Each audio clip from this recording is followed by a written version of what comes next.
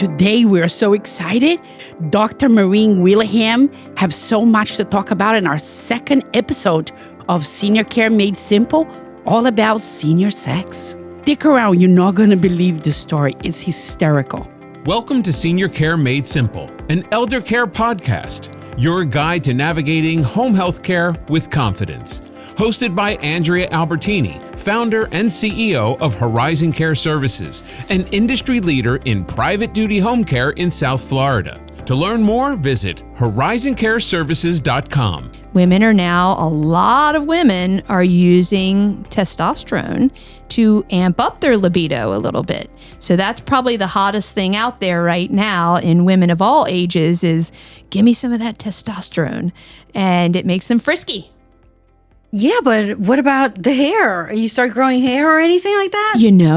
You would think, right? So you know what it does for men, but we use girl doses, right? So we're just trying to make women who want to be women just a little hornier. We don't want them to become man. But I am often surprised at how much we can push the limit and give them more testosterone gel, and it does not give them hair on the face or whatever. Facial hair. So we always it's dose dependent. So each conversation is, hey, I'm going to have you use this much, but if you get furry or have acne or something you don't like, then just back off by one pump or because I use a gel. And what about, Doc, when I have a lot of friends, I'm 61 now, but I had a lot of friends back then when I turned 50 and we were getting menopause at the same time and we have husbands that we love, but then we just lose the desire of having that intimacy with your loved libido. one. That's called libido. Yeah. So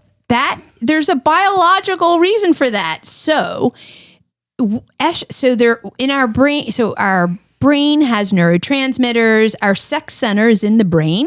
So when people say, well, it's all in your head, and then the lady leaves the office all aggravated because the internist told her that, well, he's technically right. He just didn't offer any solutions.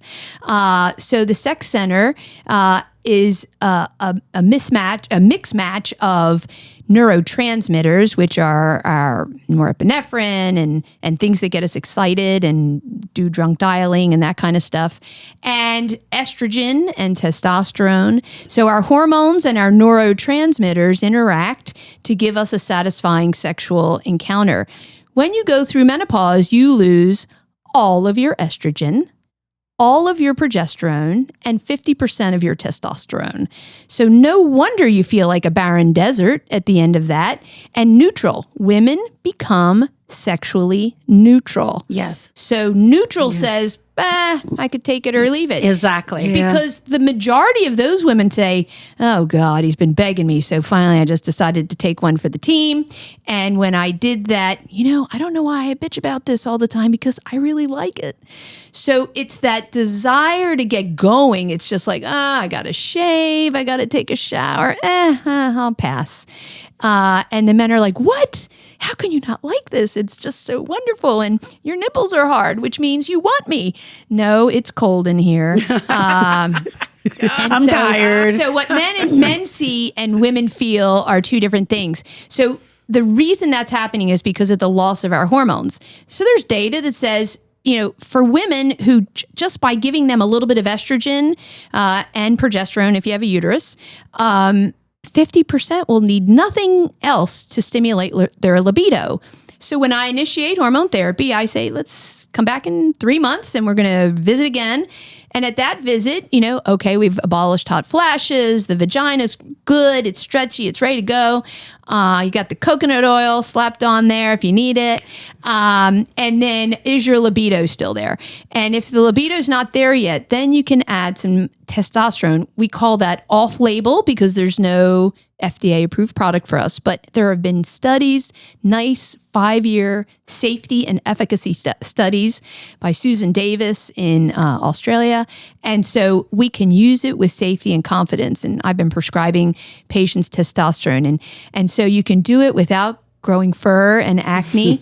Sometimes women will get a little bit of hair at the application site where they apply it. So either they can rotate the site. I usually have women put it on the leg. So if you're going to get a little fur, you can shave your leg. Men would put it on their chest or shoulders. So I caution women, don't read the package insert and do how men do it, because we really don't want a hairy chest unless that's your thing. So hormones are the main reason why we lose interest. Not to mention, you've been married for like 20, 25 years by that point. So you're mostly irritated at your partner or spouse at that point. You don't really like them, but you love them. So you're trying to deal with that. And many women say, he understands. No, he doesn't. No, he doesn't. So if he understands too much, that just means he's getting satisfied somewhere else. So he may be kind, he may be sensitive, but he doesn't understand because he can't imagine why you don't want such a wonderful thing that he could dig into every day. What about fog brain? When you go into menopause, you go into fog brain. Yeah. So foggy brain, that's like that, fatigue, joint pain. Those are some interesting sort of side complaints on menopause. So there's not a lot of direct correlation between, hey, if I give you estrogen, I'm going to get rid of your foggy brain. The first thing I think about with foggy brain is, how are you sleeping? We have to sleep 7 to 8 hours every night. And if not, it rules the world. Sleep rules the world. It rules our libido. It rules our appetite. It rules our energy. It rules our mood. It is so important. So I always dig into sleep first. People say, no, I'm fine with 6 hours. No, it's not really good for you. And long-term sleep deprivation can lead to memory loss and dementia. So all of these discussions are about staying healthy with a healthy body and a healthy brain and healthy sex for a lifetime. So foggy brain, first I think sleep. If they're sleeping 7 to 8 hours, my next real thought is mood. So I investigate how they did after their babies in the postpartum period, really a dramatic hormone swing that happens then. And so if they needed a little bit of mood med during that time in the postpartum depression, it gives me a little bit of insight. But if it's a gal who shot out 4 babies, did fine, never had any problems, now she's losing her hormones, and now she's having this clarity of thinking issue, it's probably estrogen. And if I give estrogen, I'm probably going to make her better. So that's how I think through foggy brain. But such an important thing. Women are multitaskers, and the minute they can't do 6 things at once, they're really upset. Yes, absolutely. Oh, absolutely. Especially me. I go 100 miles an hour. All the time. Yes. I know. You wrote an article on sleep, so we'll bring you in next time to talk about that because it was amazing. Men and women need to know about sleep. Yeah, because sleep is bad important. sleep in men, not a good erection. So No. Or any erection, period. I know. If people be more aware of somebody like you that can help them, with this situation, losing that feeling, like you said, because it's painful, they're premenopause or they're menopause, or sometimes it's just, I think couples, what I have seen in my lifetime, especially I have experienced that on myself, is sometimes couple hurt each other so much that, the woman is more sensitive, the man is more physical. Mm-hmm. So it doesn't bother them as much, but the women is a little more emotional. Mm-hmm. So that I think is part of it as well. Don't you, Doc? Yes. And, as the hormones go, estrogen is a very emotional hormone. Women are worried. Does Kate know I went to lunch with Sue? We didn't invite her because we had this project, but do you think she's mad at me now? And men are going, who cares? Yeah. Right? Because estrogen is about emotion and making everyone happy. Testosterone is very concrete. Whatever. It is what it is. Let's fix it. I don't care what Sue thinks. It wasn't the reason. Exactly. That's why they get into that little sliver. How does my butt look in this dress? It's like, oh, I'm not answering that one because if I say it looks good, then you're going to question me on that. If I say it doesn't look good, you're going to question. It's like you have to understand the estrogen brain and the testosterone brain. And men are just the easiest clients when it comes to sexual health because for a good erection, they'll follow any instruction that you give them.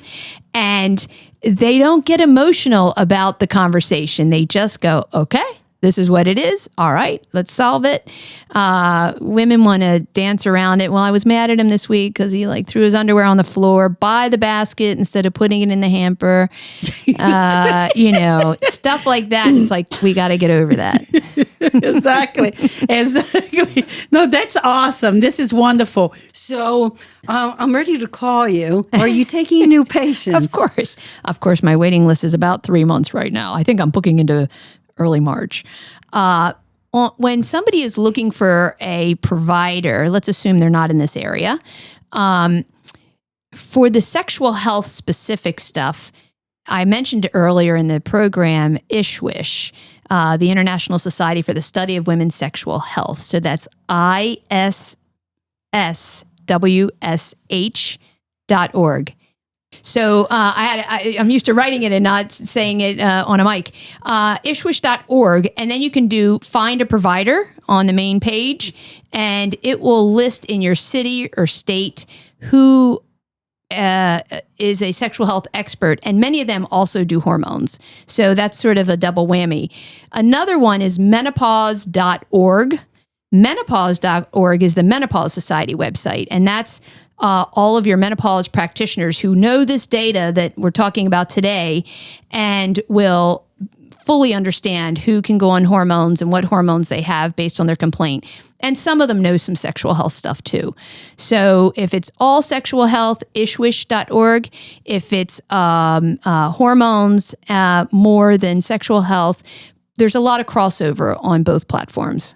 That's wonderful. Thank you so much, Doc. We're so happy that you have come in our podcast today. This is very informative for everybody, including our producer. Yeah, he hasn't said a word. So you he needs a cigarette after this. Oh, that's for sure. That's for sure. And a martini. There you go. We should have had one together. It could even be more flavorful. Exactly.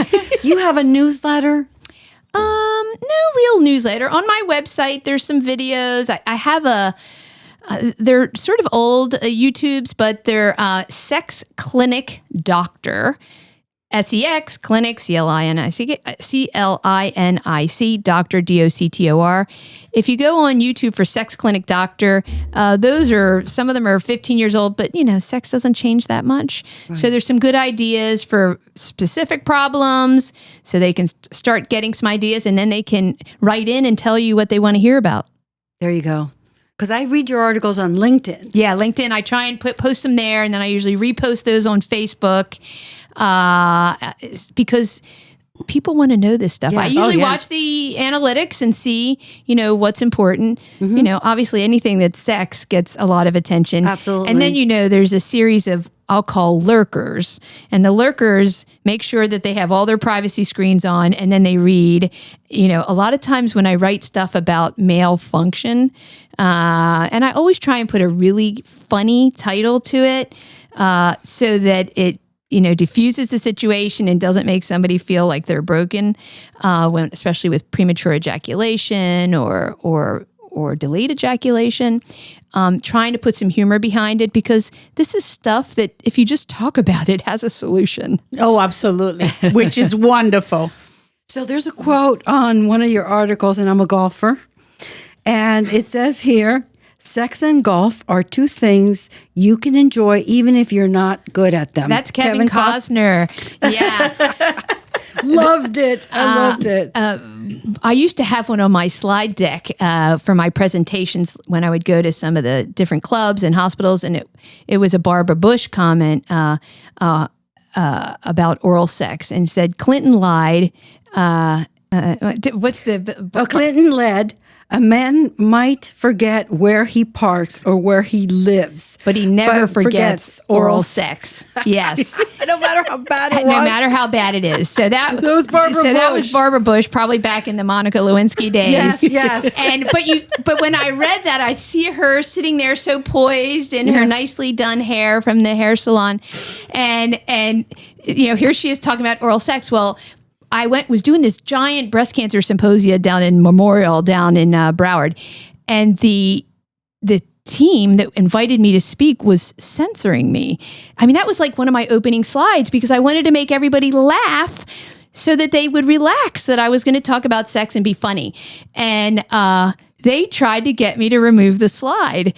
And I thought, and there was a couple other things they wanted me to remove in the program later on.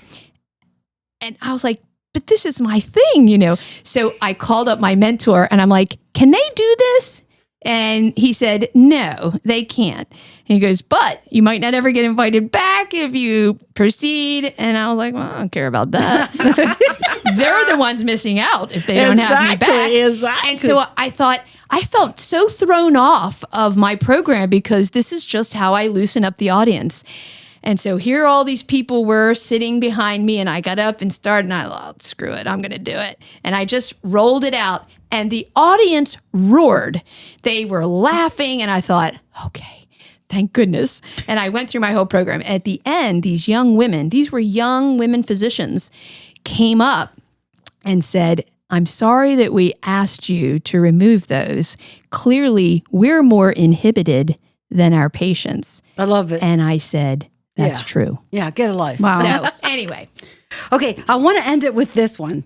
Sex at 90 is like trying to shoot pool with a rope. George Burns. Yes, love it. So I did, in that same piece, I talked about, or maybe it wasn't in that, but I've written in some of my pieces that men over 90, first of all, hallelujah that you're still living, given that your life expectancy is mid-70s, right? Good for you. So you would think they're just struggling to hang out. No. Men over 90, the majority of them think about sex at least once a day and attempt masturbation at least once a week. There you go. Really? Yes. Yes. Wow. So one final story. All right. So this couple comes in. Whenever the man shows up, I always am thinking, okay, he wants to either make sure she tells me something or he's got to ask something that she won't. So this guy is sitting there. The woman is 95 and she's on the table and he's 93. They both look good. And he's leaning on his walker, one of those traditional aluminum walkers. And so when it got to the exam and I sort of laid her on the table and she's looking at him going, don't look over here, like look away. And I said, are you kidding? What do you think he came here for today? He was trying to get a glimpse of you naked. And she said, he doesn't want to see this bag of wrinkles. And I said, au contraire. What he's thinking is when you were laying on the beach, when you were about 36 and you had your swimsuit on and he was envisioning you at a younger day and he was like bobbing his head like, mm-hmm. And she giggled and I'm like, so let him take a little glimpse. And then I said, you want to come and see my view? And he's like, no, that's fine. But That's the best. But here women are in their 90s still worrying about their old bag of wrinkles, like not wanting to be naked. That should be a whole show in itself about women and body image and how we torture ourselves with not wanting to get naked. Men are like Shallow Hal. When they see you naked, they think you're a size 6 stripper just ready to go for them. They just don't see all the saggy boobs and the belly fat and all the other stuff. So body image, really important at all ages. Again, All right. like you said, We could talk all day, It's but one of the I know we can't. hormones. Remember? Yeah. Like you said, it's one of the feminine hormones. Oh, yeah. We're Not the so progesterone, worried. right? Exactly. So Love anyway. it. Love it. It's been a pleasure. You're amazing. We're bringing you back for sure. Maybe we should just create a podcast with Just Doc. for her. I know. This is for her. awesome. Yeah, Fun stuff. This is absolutely. awesome. Senior sex made simple. Oh, That's great. We should do it on the podcast. He's been creating Senior the whole sex time. made simple. That's That would be awesome because told there's you so we're much changing things that we it. talk about I'm it, right? telling you. Yeah. Yeah, we have to spin things off. We have to think out of the box and give it, for 2026, we're going to make a shift. And we always try to get everybody to be educated as much as they can so they can have, longevity, happy, healthy life. Just the fact that you aging doesn't mean life stops, right? Right. Life should be getting better. Right. Right. And so we have talked a lot about those things, but having you on the show has been very exciting for us because it is part of how can we help our seniors think differently, because people are living longer, and you do have a lot of older couples that are still together, or the one spouse passed and now they moved on with somebody else, and now she's not as sexually active. Now he wants to be sexually active. How can we help them? So I'm gonna tell you the last one that I just was like, that one caught me off guard. Lady in her late 80s, she was having vaginal irritation, sort of an everyday gynecology thing. She was new to my practice. Came in, I saw that she was red. I knew exactly it was yeast. She was a diabetic, and finished up the exam, told her how we were going to take care of it. She also had to wear Depends undergarments because of leaking, so that contributes to some of the irritation. But she just wasn't quite satisfied with that as an answer. And so something else was on her mind. And so I said, what else? And she said, let me ask you something. She says, and she got into this whole conversation about her boyfriend doesn't floss his teeth. And I thought, oh, well, kissing is so important in good sex that, especially in the beginning, in a new relationship. I said, well, I can talk to him about the importance of that. She says, I just am worried that he's got a lot of bacteria in his mouth. And I'm like, yeah. She goes, so when he goes down on me, could it be that the bacteria from him not flossing is causing this irritation? And it finally connected with me where she was going with it. And I'm like, oh, so I'm thinking, yay, that she's got a boyfriend in his 80s that can manage to get in the right position to satisfy her with oral sex. B, that she loves her oral sex and sort of mandates that this is going to happen, but she's giving it a little pause because he's not flossing. And could this be why she has the rash? So I reassured her that the rash that she had nothing to do with his lack of flossing, but that I would talk to him about good dental hygiene, and that the mouth is cleaner than the vagina overall, that there's 13 different bacteria that naturally live in the vagina. So it's a wash, no pun intended. And then I brought him in the room, and I just couldn't help but smile when I was looking at him and talking to him like, you character there. You pervert. Like, good for you for taking care. And then my side thought is, doesn't he recognize this rash? He is an adventurous boy if he doesn't look and go, I think I need to come back later on that. So anyway, You're the best. But we can fix all of that. So you find a good smile out of a story that just thought was regular vaginitis yeast infection. That can be sexy too. Oh my God. This is great. So I guess we're gonna change that to senior sex made simple. There you go. After 60. So important. So important. Well, I am so grateful that you came. And I am so happy, and we had so much fun with you. So I thank you. My pleasure. I hope that all the listeners really I'm sure they will, and I'm sure they're going to email us and say, please, can we have her again? We absolutely love her. And so thanks, everybody. Have a wonderful rest of your week. This is Andrea Albertini, Doris Muscarella, Senior Care Made Simple podcast. If any of you are interested in speaking in our podcast or talk about any topics that you may want us to talk about it, please email us at seniorcaremade-simple-podcast@gmail.com. Senior Care Made Simple podcast@gmail.com. Have a great day, everybody. Thank you. Senior Care Made Simple, an elder care podcast, has been brought to you by Horizon Care Services, your private duty choice in home care in South Florida. For more information on acquiring home care assistance, visit horizoncareservices.com.